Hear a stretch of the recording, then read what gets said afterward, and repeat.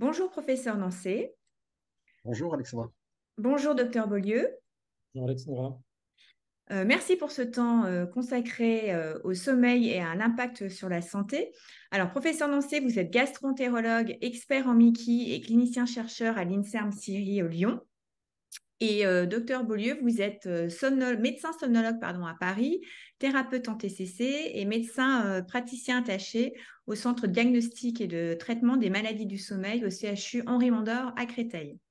Alors, une étude et des chiffres que j'ai repris sur le site de l'INSERM nous disent que les Français dorment en moyenne 1h30 de moins qu'il y a 50 ans, que 45 des 25-45 ans considèrent qu'ils dorment moins que ce dont ils ont besoin et que 13% des 25-45 ans considèrent que dormir est une perte de temps, ni plus ni moins. Et en parallèle de ces chiffres que j'évoque avec vous, on sait qu'aujourd'hui, le sommeil en fait joue un rôle déterminant sur notre capital santé et qu'un manque de sommeil impacte de nombreuses fonctions biologiques comme la mémoire et l'apprentissage, mais pas que. Je voulais qu'on en parle, qu'on l'évoque avec vous, Philippe, s'il vous plaît. Merci Alexandra de soulever le problème du sommeil qui est un problème qui prend beaucoup de place dans notre société moderne parce que pour rebondir un peu sur vos chiffres, vous savez que tous les ans, il y a une journée nationale du sommeil qui est organisée avec un Institut national du sommeil et de la vigilance qui tous les ans fait un sondage auprès des Français. Et depuis 4 ou 5 ans, il y a un chiffre qui nous préoccupe beaucoup, c'est que de manière consistante, la moyenne déclarée de sommeil chez les Français actifs est tombée sous la barre des 7 heures. Alors qu'on sait que toutes les études mondiales montrent que sans doute le besoin moyen est autour des 7h30. Donc ça veut dire qu'on est vraiment dans une société qui avoue être en privation de sommeil. Un des corollaires, et je ne vais pas utiliser trop de chiffres, mais c'est que dans le même travail de l'INSV, on voyait en déclaratif 25% de l'échantillon qui déclaraient souffrir de somnolence envahissante dans la journée. Donc une vraie problématique qu'il faut prendre en compte. Et dernier chiffre quand même, je ne résiste pas à celui-là, vous savez aussi qu'à l'occasion du Covid, les autorités sanitaires avaient mis en place un observatoire de la santé mentale dans lequel était intégré le sommeil. Et jusqu'encore au début de l'année, je n'ai pas vu les tout derniers chiffres, mais la plainte de sommeil sur la semaine précédant l'enquête était montée à 69%, là aussi de manière assez consistante depuis 2 ou 3 ans, alors qu'on sait qu'avant Covid, on était à peu près à 50% de plaintes. Donc vraiment une problématique qui est en train de s'enquister encore plus dans la société. Alors, vous évoquiez les risques du mauvais sommeil. Moi, j'ai coutume de dire que le sommeil, sans le mettre au-dessus de tout, mais c'est un facteur de santé transversal. C'est-à-dire que les fonctions du sommeil elles tiennent à la récupération, à la mise au repos de certaines fonctions de l'organisme, à la modulation, à la synchronisation d'autres, tout ça touchant à la fois les fonctions physiologiques, psychologiques, émotionnelles. Peut-être que pour détailler un peu les fonctions de ce sommeil, sans faire un exposé trop technique, on peut passer par l'image en creux de tout ça. C'est-à-dire, qu'est-ce qui se passe quand je ne dors pas? On Ouais. sait, on sait tous qu'à très court terme, quelques mauvaises nuits, il y a cet état de fatigue, de somnolence éventuelle qui s'installe. On sait les conséquences en accidentologie, hein. Je le répète, le mauvais sommeil, c'est la première cause d'accident mortel sur autoroute. Un accident mortel sur 3 sur autoroute est lié au mauvais sommeil. Donc, il y a cette somnolence. Il y a très vite, vous l'évoquiez, ce qu'on appelle des troubles cognitifs, c'est-à-dire qu'on sait que très vite, il y a des troubles de l'attention, de la mémorisation, des vitesses de réponse à la stimulation qui diminuent. Assez rapidement, il y a une irritabilité, des troubles de l'humeur. Il y avait des études intéressantes qui avaient été faites sur la base de questionnaires en déclaratif, mais qui montraient que dès 3, 4 mauvaises nuits, il y avait des thèmes dépressifs qui pouvaient apparaître dans les réponses de ces questionnaires. On va un peu parler de maladies inflammatoires de l'intestin tout à l'heure. On sait qu'il y a aussi ce rôle du sommeil sur la régulation de la leptine et la gréline, qui sont ces neuromédiateurs qui régulent les sensations de satiété, d'appétit. On sait qu'assez rapidement, quelques mauvaises nuits peuvent changer un peu ces sensations. Et puis, en toile de fond de tout ça, il y a une vraie instabilité émotionnelle. Donc déjà, quelques mauvaises nuits et on sent ces dérégulations qui se mettent en place. Si le mauvais sommeil persiste et devient une pathologie chronique, je reviendrai peut-être tout à l'heure à la définition d'une insomnie chronique, ben là, le mauvais sommeil devient en soi ce qu'on appelle en médecine un facteur de risque de morbimortalité, c'est-à-dire qu'il y a un risque de survenue de maladies qui est augmenté, et c'est très documenté dans le domaine cardiovasculaire, par exemple. On sait que le risque d'accident cardiaque ou d'accidents vasculaires cérébraux est très augmenté, que le risque de survenue d'un diabète de type 2 est augmenté, que l'obésité est augmentée. Il y a eu beaucoup de travaux aux États-Unis qui reliaient très, très directement ce qu'ils appellent l'épidémie d'obésité avec le fait que, ce que je disais en intro, les habitudes de sommeil changent et qu'il y a comme une autoprivation de sommeil qui s'installe dans nos sociétés. À long terme, bien évidemment, les performances cognitives sont de plus en plus érodées. Il y a un risque important, et ça c'est très démontré, de décompensation ou d'apparition de troubles anxieux, de troubles dépressifs. Euh, de retrait de la vie sociale. Il y a aussi un point qui n'est pas vraiment une pathologie, mais il se trouve que j'ai beaucoup travaillé, moi, dans le domaine de la douleur chronique. On sait que le sommeil qui se dégrade de manière chronique va abaisser le seuil douloureux. Donc, on sait que tous les patients porteurs d'une pathologie douloureuse chronique, en général, ont un ressenti douloureux qui augmente au gré de leur mauvais sommeil. Il y a des travaux aussi, sans vouloir tirer des sonnettes d'alarme. Aujourd'hui, les corrélations ne sont pas établies, mais on sait qu'il y a des corrélations qui sont faites sur le plan fondamental avec les démences. On sait que le temps de sommeil est un temps d'évacuation de certains déchets, de certaines protéines qui sont celles qui s'accumulent dans certains types de démence. Donc un mauvais sommeil pourrait dérégler ce mécanisme de détoxication du cerveau.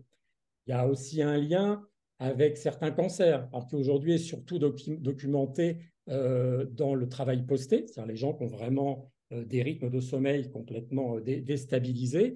Voilà, je vais arrêter cette longue liste en insistant peut-être sur un point, c'est le fait que derrière beaucoup des pathologies que je cite là, il y a bien sûr en filigrane l'influence majeure du sommeil sur l'immunité et l'inflammation, puisque ces deux terrains sont sans doute communs entre le trouble du sommeil et beaucoup des pathologies que j'évoque. Et c'est vrai qu'aujourd'hui, le lien fondamental entre le sommeil et la qualité de l'immunité est bien démontré, même si, Stéphane, tu en sais peut-être un peu plus, mais je crois que ce n'est pas encore très, très bien documenté ni explicité dans les maladies auto-immunes, mais en tout cas sur le plan fondamental, le lien sommeil-immunité est très, très bien documenté. Et puis sur l'inflammation, il y a cette espèce de lien bidirectionnel, c'est-à-dire où on sait que le sommeil, le temps de sommeil est un modulateur de l'inflammation et que donc une diminution de la qualité de sommeil va augmenter la production de médiateurs de l'inflammation, les fameuses cytokines, etc. Mais qu'à l'inverse, une maladie chronique inflammatoire, en augmentant les médiateurs de l'inflammation, va abîmer le sommeil. Donc, sommeil, immunité, inflammation, vraiment peut-être au cœur de toutes ces complications à long terme. Alors Oui. justement, je me tourne vers vous, professeur Nancé. Où en sont les recherches? Le docteur Beaulieu l'évoquait. On sait que donc en cas d'infection aiguë, le temps de sommeil va avoir tendance à naturellement augmenter et que ça fait partie de la réponse collective de l'organisme pour se défendre. Et qu'à l'inverse, effectivement, un manque de sommeil peut être un facteur déclenchant. Et est-ce que ça l'est, par exemple, au même titre que la malbouffe? Et je me permets de me dire, est-ce que ça expliquerait aussi l'explosion des maladies inflammatoires chroniques? Alors, il y a deux niveaux, je suis totalement d'accord effectivement avec Philippe. Là, c'est des liaisons dangereuses entre l'immunité d'une part, le sommeil de l'autre, probablement le microbiote intestinal aussi, qui lui-même est conditionné par l'alimentation, et on rejoint ce que tu disais, Alexandra, sur la malbouffe. Je crois qu'il faut garder en tête quand même l'immunité, elle a un rôle physiologique de protection, alors c'est un système extrêmement complexe, mais de protection de l'hôte, et notamment de la protection anti-infectieuse, de la protection antitumorale. Et comme tu le disais, Philippe, finalement, quand on altère cette immunité, et notamment un des facteurs aggravants, c'est les troubles du sommeil qui peuvent majorer. Et ça, on sait que ça passe par des mécanismes très indirects, très, très complexes, mais également même par des effets assez directs, notamment la sécrétion inappropriée de médiateurs de l'inflammation. Ça va des cytokines inflammatoires, des chymokines, mais aussi des hormones qui sont surexprimées et surproduites à l'occasion de phénomènes inflammatoires. Tout ça va concourir à une anomalie de cette réponse de protection de l'hôte vis-à-vis du risque infectieux, vis-à-vis du risque tumoral, et va conduire à un certain nombre de pathologies. Alors, pathologies que je connais mieux, moi, c'est finalement les maladies dites immunitaires, et notamment celles qui touchent tube digestif, la maladie de Crohn, la rectocolite hémorragique. Alors, on a finalement assez peu de données sur le sommeil, les relations sommeil, immunité et risque de maladies inflammatoires. Ce qu'on sait, c'est qu'il y a la majorité de nos patients qui sont fatigués. Alors, même s'il ne faut pas restreindre la fatigue et les troubles du sommeil, et je ne sais pas comment, en consultation, Philippe, par exemple, tu arrives à faire la distinguo entre une fatigue physique, une fatigue psychologique, et puis la vraie somnolence qui va précéder le trouble du sommeil et qu'il va falloir explorer. Alors, tu sais, tu as le fameux questionnaire d'Epworth qu'on fait remplir aux patients. Alors, bon, tu peux toujours faire remplir le questionnaire. Sur le plan qualitatif, en termes d'entretien, en fait, la grande différence, ce qu'il faut différencier, c'est la fatigue et ce qu'on appelle, nous, la SDE, la somnolence diurne excessive. Et la somnolence diurne excessive, par définition, l'expression est un peu dramatisante, mais c'est une attaque de sommeil. C'est-à-dire, je suis dans un endroit non stimulé, une salle d'attente de médecin, par exemple, où je vais au cinéma, je vais voir un film que j'avais super envie de voir, et je Je m'endors pisse du malgré nez. moi. Là, on est dans le champ de la somnolence diurne excessive. Alors, par contre, alors je vais peut-être un peu partir hors de ta question, la somnolence diurne excessive n'est pas forcément obligatoire au diagnostic d'un trouble du sommeil. La somnolence diurne excessive, elle va orienter vers ce qu'on appelle les pathologies organiques liées au sommeil, type syndrome d'apnée de sommeil, syndrome des jambes sans repos. Par contre, le piège, c'est tout le champ que j'appelle, on y reviendra peut-être, ce que j'appelle moi les insomnies chroniques par hypervigilance, où tu as ce terrain d'hyperréactivité, de l'axe corticotrope, etc. Et peut-être qu'on partage ces patients-là, où là, souvent, les patients n'ont pas du tout de somnolence diurne excessive, ont une fatigue très importante, mais leur hyperactivation corticotrope, etc., fait qu'il n'y a pas vraiment la somnolence diurne excessive, et pourtant, on est dans le champ de l'insomnie chronique. Bah, clairement, chez ces malades, alors quand on les interroge en fatigue, qui sont en rémission d'ailleurs, c'est pas lié à l'activité de leur maladie. Même un patient qui n'a une maladie bien contrôlée, il y a une grande majorité qui sont fatigués, hein, c'est presque un patient sur deux, et puis 80% des patients qui vont en pousser évidemment se plaindre de fatigue. Et quand on interroge plus les troubles du sommeil, la qualité, alors c'est très déclaratif, c'est avec des auto-questionnaires, alors ça a l'intérêt d'être rapide, hein, d'être assez facile à réaliser, c'est peu coûteux, et puis c'est le reflet finalement de la plainte du patient, et donc c'est extrêmement important. Mais même si c'est peu objectif, on sait que finalement il y a un patient sur deux qui va avoir globalement, qui va déclarer avoir des troubles du sommeil. Ce qu'on ne sait pas, c'est est-ce que ces troubles du sommeil déclarés par le patient ont un vrai substratum sur le plan physiologique. Est-ce qu'en gros, avec des outils un peu objectifs, et je pense à l'actimètre, à la polysomnographie, éventuellement au bandeau de Dream, est-ce qu'on peut identifier, c'est tout l'objet d'une étude qu'on va mettre en place, qui est une étude académique, c'est en gros une étude multicentrique sur la région Rhône-Alpes-Auvergne, d'évaluer chez nos patients qui vont bien, qui sont en rémission, et qui vont être suivis sur une année, tous les 3 mois, avec des marqueurs inflammatoires, des dosages d'hormones, le port pendant un an d'un actimètre qui va nous permettre d'évaluer un petit peu le rythme veille-sommeil et la qualité globale du sommeil sur une période un peu longue, et ça se fait à domicile. Et puis qui vont avoir des prélèvements de sel, notamment pour analyser le microbiote fécal de façon régulière, des marqueurs inflammatoires sanguins, mais également dans les selles, et qui va nous permettre de répondre à la question qu'on se pose, c'est on pose l'hypothèse que finalement, peut-être chez nos patients qui vont bien, mais qui pour un sous-groupe a des troubles du sommeil avérés, peut-être que ces troubles du sommeil, ces mauvais dormeurs, entre guillemets, ont un risque de survenue d'une rechute de leur poussée de maladie inflammatoire plus important que ceux qui, entre guillemets, ont un sommeil qualitativement normal. Euh, à quel moment, finalement, Philippe, tu poses l'indication d'aller plus loin sur des explorations plus objectives du sommeil?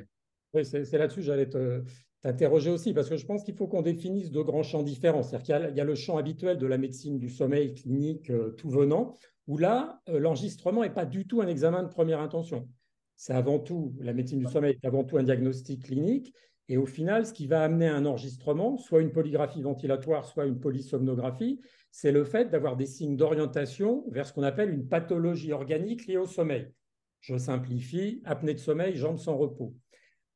Face à des insomnies, d'autres insomnies chroniques, il n'y a pas d'intérêt premier à l'enregistrement, puisque tu vas éventuellement objectiver ce que te décrit le patient, mais il n'y a pas de rentabilité clinique ou thérapeutique.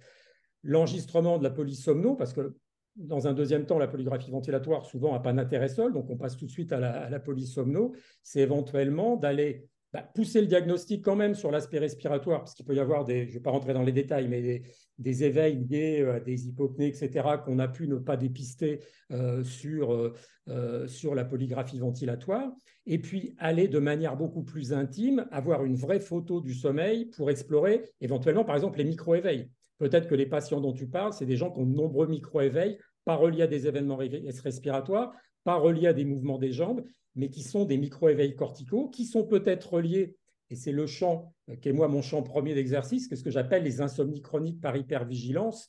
Voilà, et donc peut-être que, c'est pour ça que je disais tout à l'heure, peut-être qu'on partage ces patients-là. Donc, en Et pour pratique, lequel tu as des options thérapeutiques. Tu peux leur proposer des choses sur le plan thérapeutique pour les prendre en charge? alors ça, ces patients-là, la première intention reconnue par toutes les instances internationales françaises, c'est la thérapie comportementale et cognitive du sommeil, plus ou moins extension, parce que très souvent, l'évaluation du patient montre qu'il y a aussi des facteurs de psychopathologie associés qui font qu'il peut y avoir une thérapie complémentaire à faire derrière.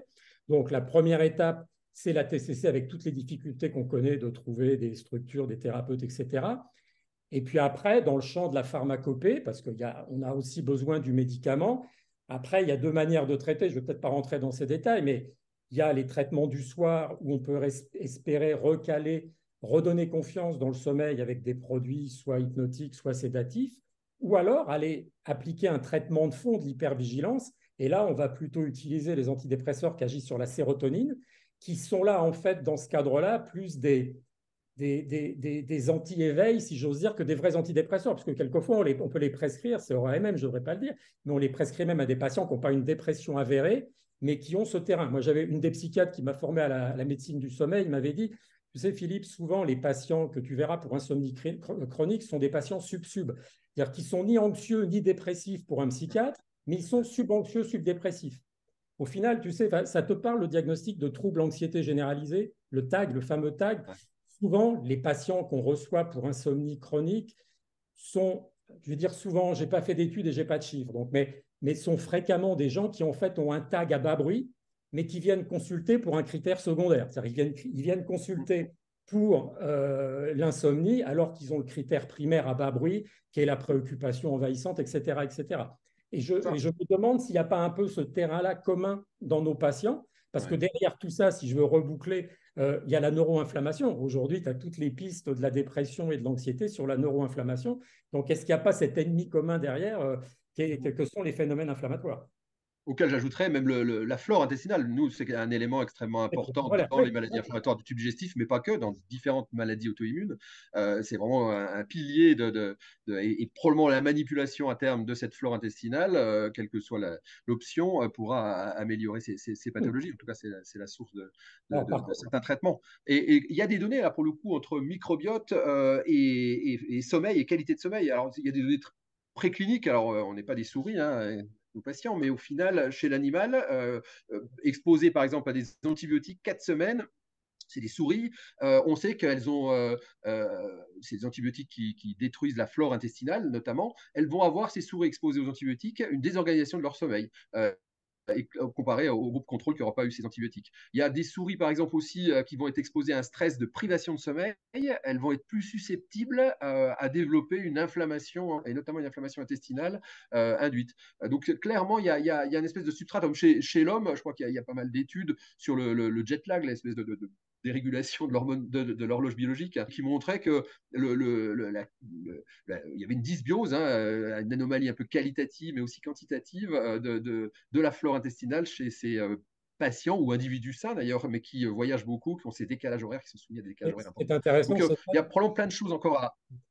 Je rebondis simplement sur ce que tu dis sur le jet lag pour revenir au tout début de mon intervention où je parlais de cette étude de l'INSV là, qui, parallèlement au fait d'exprimer le fait que les Français dorment moins, sont passés sous les 7 heures. Par contre, ils sont en grande majorité en jet lag social. C'est-à-dire qu'il y a cette fichue habitude qui a été prise d'être en hypo-sommeil sur les 5 jours de boulot et d'être en hyper-sommeil sur les 2 jours de week-end, ce qui ne rattrape pas du tout les dommages dont je parlais tout à l'heure. C'est-à-dire que ça ne rattrape les 2 jours de pseudo-récupération, ils sont sur le plan hédoniste, c'est agréable, mais ça ne récupère pas les dommages qui ont été causés.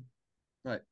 Et simplement pour te relancer sur les enregistrements, parce que je t'expliquais un peu la pratique courante en médecine du sommeil, mais toi aujourd'hui, est-ce qu'au-delà des travaux d'études que tu fais, est-ce que tu imagines utiliser un peu plus systématiquement les enregistrements dans des situations ça fait penser par exemple aux cardiologues qui aujourd'hui enregistrent les patients hypertendus qui n'arrivent pas à équilibrer parce qu'on sait qu'un SAS méconnu peut être un facteur de mauvaise équilibration du traitement. Est-ce que toi, sur des patients qui ont Alors, beaucoup toussé, je ne sais pas comment Alors, évidemment, pour l'instant, c'est un terrain assez vierge. Donc, on essaye on voudrait s'identifier les profils de patients à risque, finalement. Quels sont ces patients pour lesquels, effectivement, une exploration un peu plus objective serait candidate, notamment pour dépister des syndromes d'apnée du sommeil, mais d'autres choses, d'autres pathologies sous-jacentes. Pour l'instant, on prend tout le monde et puis on va essayer d'identifier un peu le profil à risque.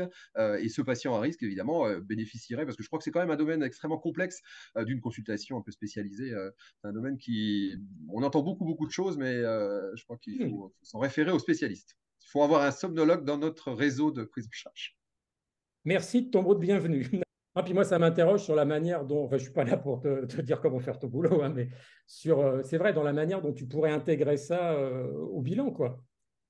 Parce qu'en fait, toi, à mon avis, tu vas être confronté à deux types de problèmes de sommeil. Tu vas avoir ce que j'appelais les pathologies organiques liées au sommeil, où là, sur des facteurs de suspicion, il faut absolument que tu fasses un dépistage, sinon tu risques de passer à côté. Parce que souvent, l'apnée, c'est piégeant, hein. Parce Ouais. que tu n'as pas forcément le syndrome de Pickwick avec le mec de 140 kg Ouais, rouleau, hein. Voilà, bon. Donc, tu peux avoir des très légères rétrognathies, etc. Là, je suis moins sur mon terrain qu'avec l'hypervigilance, mais je connais un peu quand même. Voilà, donc tu peux avoir des. Et là, sans doute, ça peut mettre des bâtons dans les roues d'une de tes prises en charge. Et puis après, le gros du peloton, si j'ose dire, c'est peut-être les mêmes patients que moi. Je te faisais le parallèle, moi souvent j'ai des patients qui viennent me voir pour insomnie mais qui ont un tag. Moi je viens des psychothérapies en fait pour tout te raconter. Moi je viens des thérapies, après je fais médecine du sommeil parce que je connaissais des psychiatres qui bossaient dans le sommeil. Et donc toi je me demande si il n'y a pas toute une cohorte, pas tous, mais de patients porteurs de MIS-C qui sont aussi ce qu'on voit dans les pathologies. Moi j'ai beaucoup de patients qui ont des pathologies inflammatoires rhumato. Ouais. Il y a le parallèle, hein. Ouais. Alors, c'est pas tout à fait les mêmes profils en termes d'âge, notamment, hein, donc d'activité aussi, que ce soit là, c'est vraiment des jeunes. C'est les 15-30 ans, quoi, finalement. Donc, ils ont toute l'activité scolaire, mais aussi la fête le week-end, mais aussi le début d'activité professionnelle. Donc, c'est Tu disais intéressant. pas aussi que ça a explosé chez les seniors finalement, Stéphane? Alors, il y a une augmentation d'incidence, mais ça explose, je sais pas s'il faut. Et ça explose surtout chez les très jeunes, hein, et quand je dis très jeunes, c'est les 15-18 ans, quoi. Là, il y a vraiment une augmentation de l'incidence en France, notamment. Et puis, il y a un pic un peu plus important, effectivement, chez la deuxième partie de la vie. Ça reste quand même nos patients, 80%, ils ont moins de 35 ans. Et tu crois qu'il y a une grosse incidence trouble du rythme circadien, enfin trouble du rythme circadien, parce que C'est pas bien. Enfin, la difficulté, c'est que dans les données épidémiaux, il y a l'alimentation qui sort, typiquement l'ultra transformé, etc. Mais pas que. Donc, il y a plein d'éléments qui vont concourir d'environnement en plus de la susceptibilité génétique. Donc, c'est extrêmement complexe à identifier, à savoir quelle est la part éventuellement de la flore du sommeil, de l'immunité, de la barrière intestinale, de ce que je mange, de ce que je respire, de ce que je touche. et les TCC, elles ont été testées dans l'émission ou pas? Bah, de façon formelle, je ne suis pas certain, non. Après, ils ont beaucoup d'anxiété, de dépression. Ils ont des scores qui sont anormaux au regard de la population générale, hein. Clairement, il y a un vrai fardeau. C'est pour ça que je te dis, je pense qu'on partage, enfin, il y a des Ah, points ouais, communs ouais, entre nos évidemment. patients, parce que moi, en traitant l'insomnie, je fais de la psychiatrie du quotidien. Moi, j'ai beaucoup de patients qui ont des troubles anxieux, troubles dépressifs. Au final, mes Et TCC, mes TCC théoriques, enfin, tu sais, les TCC de l'insomnie, c'est très codifié, etc. Au final, moi, souvent, elles débordent sur autre chose. Mais rien que le temps de TCC de l'insomnie, on sait il y a des foules d'études là-dessus. On sait qu'en soi, rien que la TCC de l'insomnie, elle aide aussi à abaisser les scores d'anxiété-dépression. c'est Perrin Biroulet, là, Stéphane, qui veut faire une étude avec Cyril Tarquinio. Il Je a connais. monté le centre Pierre Janet à Metz, en fait. Et il est très orienté sur adversité, trauma. Enfin, beaucoup de trauma, il travaille beaucoup avec le MDR. Et justement, en fait, il voudrait initier une étude sur l'adversité et les Mickey. Et c'est ce que Stéphane disait, que finalement. C'est peu exploré, hein. C'est encore au même titre que le sommeil, ça reste des terrains vierges. Or, il joue certainement un rôle clé. Et pourtant, il y a des choses très simples. Enfin, tu vois, voilà, des règles entre la malbouffe, le sommeil, les émotions négatives. C'est tellement plein de bon sens, tout ça, C'est un finalement. tout, ouais. Hein. C'est un tout. Bon, ben on va conclure. Merci Stéphane, merci Philippe pour ces précieuses informations. Et on se retrouvera, pourquoi pas, à la suite des résultats, à la diffusion des résultats de la fameuse étude initiée par Stéphane. Merci à l'un et à l'autre. bientôt, j'espère. Merci Salut. à vous. Salut à tous les deux. Au revoir.